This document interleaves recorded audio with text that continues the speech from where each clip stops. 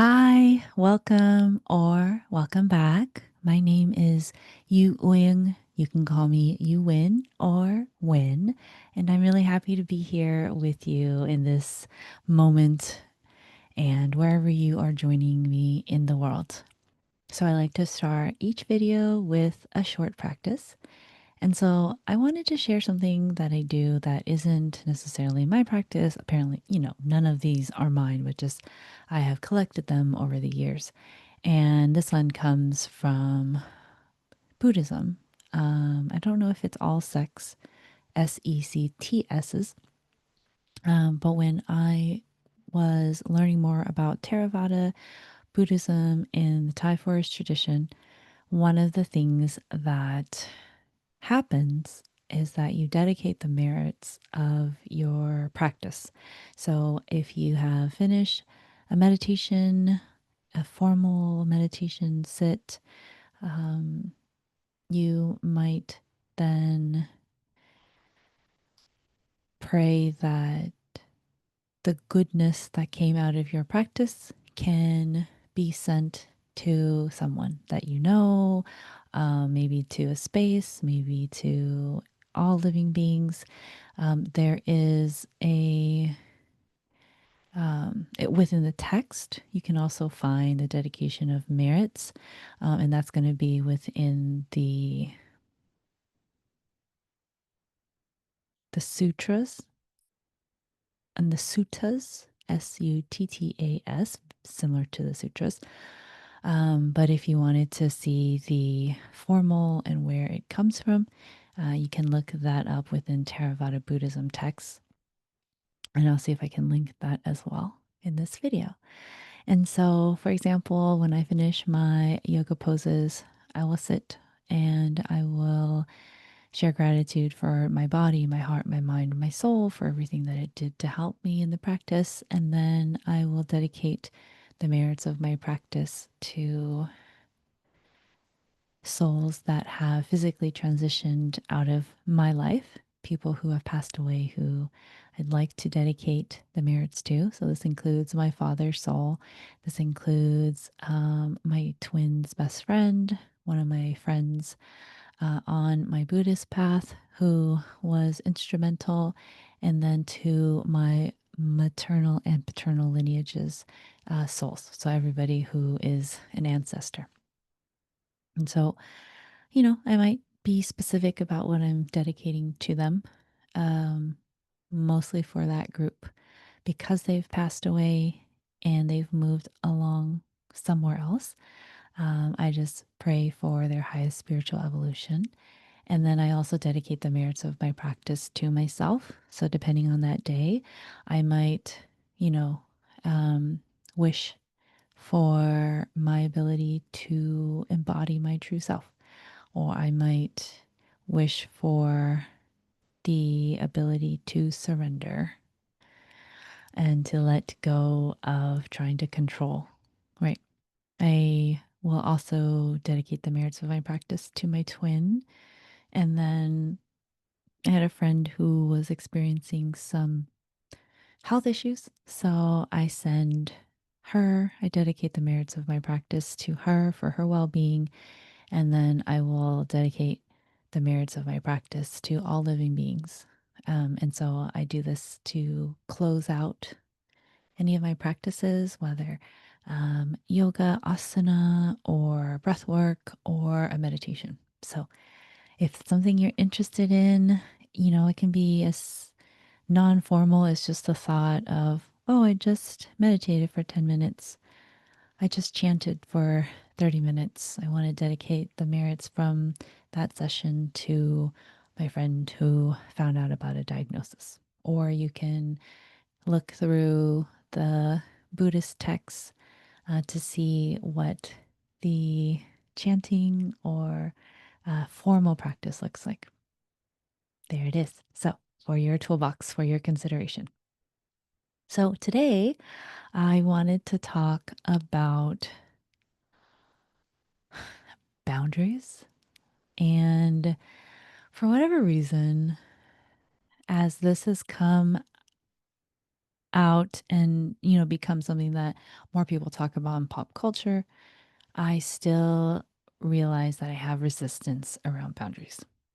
And part of it may be that, the way that I understand boundaries within, the framework of pop culture and sort of like pop psychology is that you sort of draw a line. And if someone crosses that line, then you outline consequences. So I don't like when you raise your voice with me. So if you raise your voice at me, I'm going to leave the room. Is that a boundary? Perhaps. That's the way that I understand it, right? Sometimes boundaries can be more severe, they can have more severe consequences.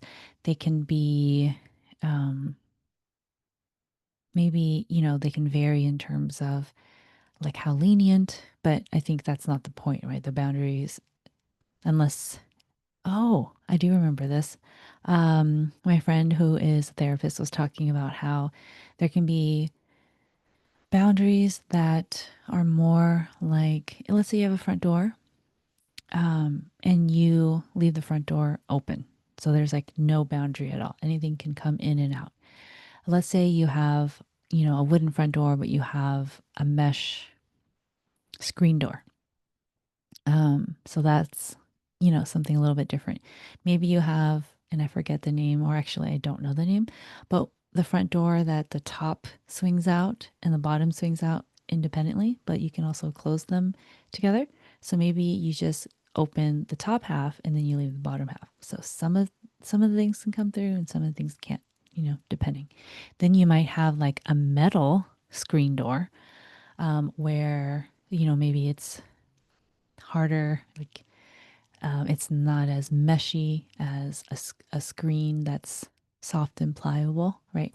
And maybe you have like bars, like metal bars. So, thinking of those in terms of boundaries as well. So I know that people talk about and they think a lot about boundaries. And some will say that sharing a boundary is a way to ask someone to love you the way that you need, something that you need them to do in order to feel loved or safe and protected, right? Or for you to be able to continue to interact with this person. There's somebody that I found on social media, and she talks about how boundaries are different within Western societies than in maybe more collectivist cultures. So I will share that information in the notes for this video, her handle and her information. But so it just got me thinking, like, I know there's a resistance that I have. So then starting to see that other people, maybe from a different cultural lens, not one that is mainstream United States, there may be differences in terms of boundaries. So I think about this as someone who grew up with family members who were raised in Vietnam, and then me being raised in the United States with these two sets of influences. And then there's just the culture of my family, right, which is going to be nuanced from both. So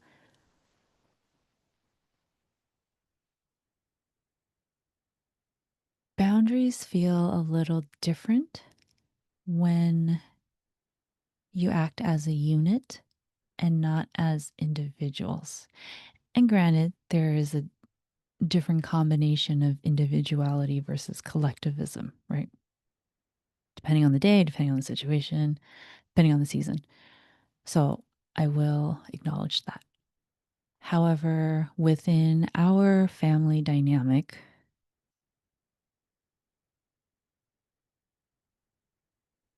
our lives are intertwined.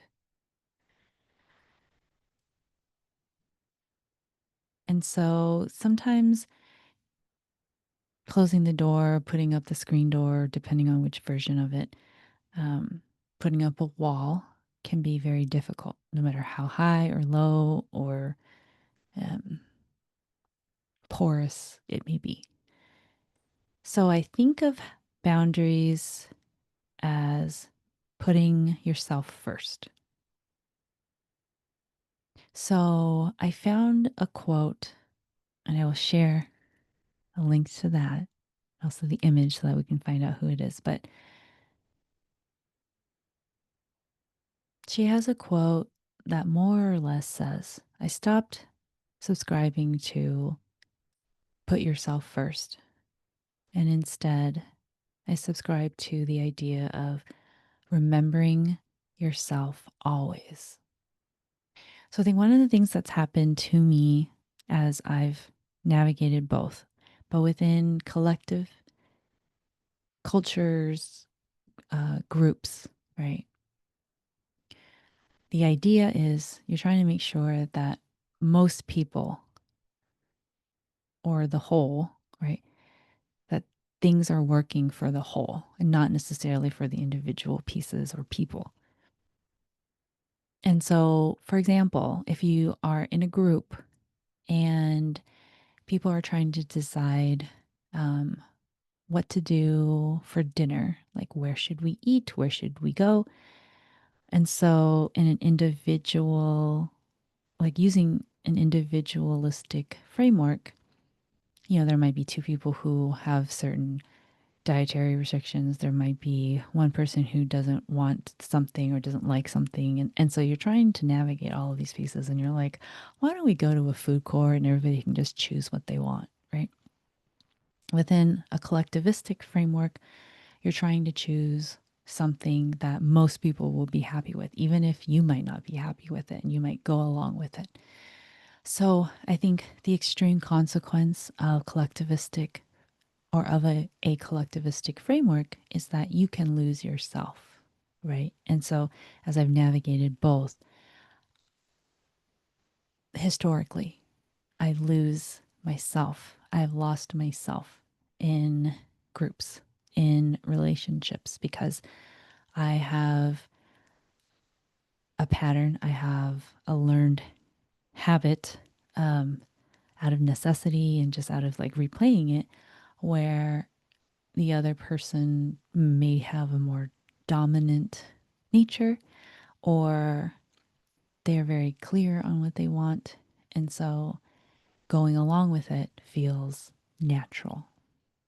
Even if it doesn't feel great, like, oh, somebody wants to eat Thai food and I can't really eat spicy food, right? So going along with it might not be my favorite thing, but it doesn't feel like a big compromise in the end, right?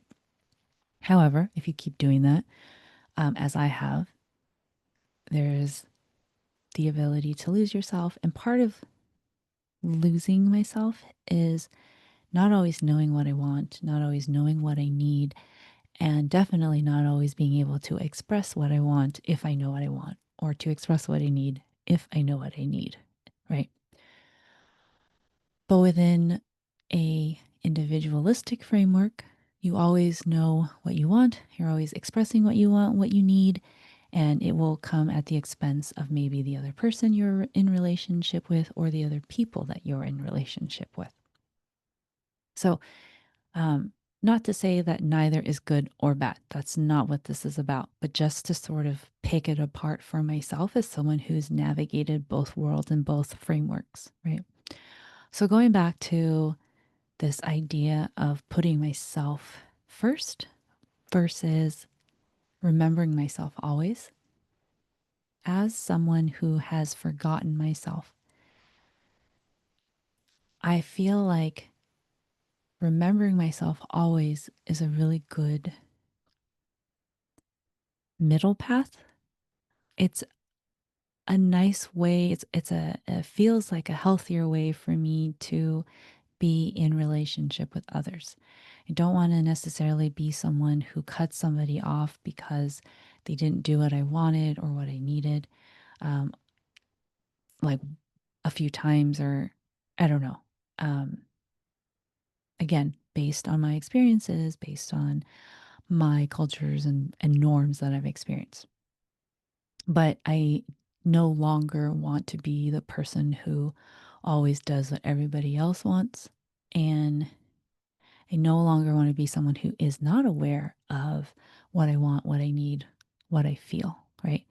So remembering myself always means that even if I'm within that group, right, and we're discussing options, I can share an option even if it doesn't get chosen. Whereas in the past, I might not have shared anything, right? So I'm still saying, okay, this is something I would like, but realizing that because this is a group, I'm going to go along with whatever we decide together.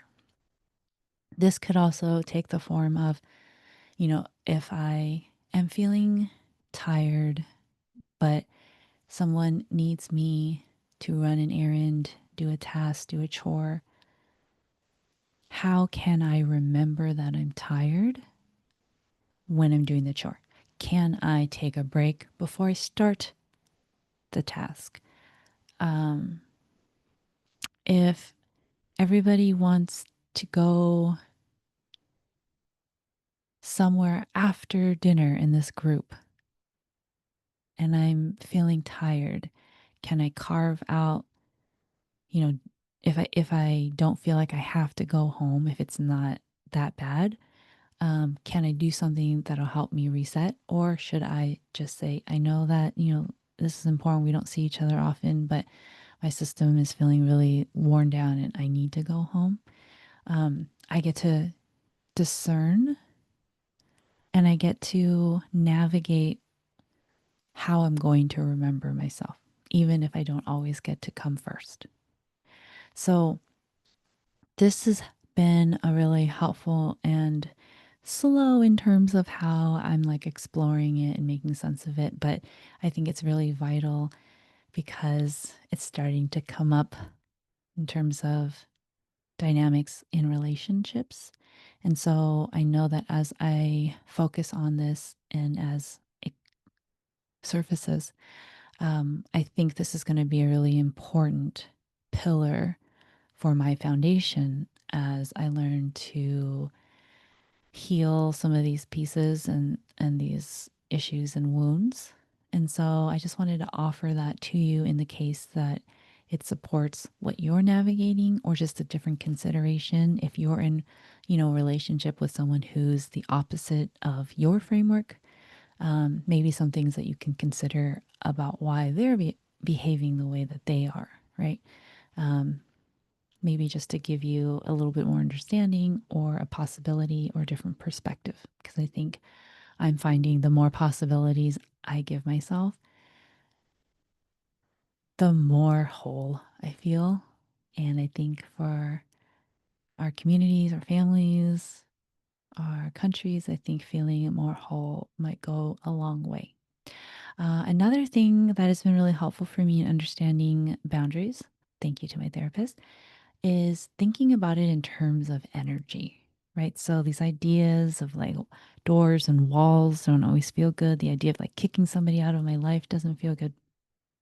But she was talking to me about boundaries as in how much energy are you giving? How much energy is the other person giving? So if they're not giving any energy, if they're not sharing, if they're not expressing gratitude, if they're not trying to understand you and you are trying to understand them and you're sort of pouring out all this energy and not really receiving anything back and kind of thinking about, relationships as like a flow, maybe a river. Um, so that helped me conceptualize boundaries in a different way because I have thought about, energy when I think about Reiki and like energy healing. I think about energy when I'm practicing yoga poses and like where energy feels stuck in my body. So, like, what are some things that I can do? What kinds of movements can I incorporate that'll help sort of open up some of those blockages? And, even thinking about the chakras and like the energy centers, like, how can I allow it to flow? And so that's also been really helpful for me in terms of conceptualizing boundaries. So, just wanted to share that with you today. Take what resonates, leave what doesn't. I am so happy we could spend this time together. And I do look forward to the next time that we connect. I also hope that you know, or that you will soon come to believe that who you are, exactly as you are, is worthy and deserving of unconditional love. That you don't have to perform, you don't have to prove, that you, exactly as you are lovable. So until next time, please take good care. Okay, bye bye.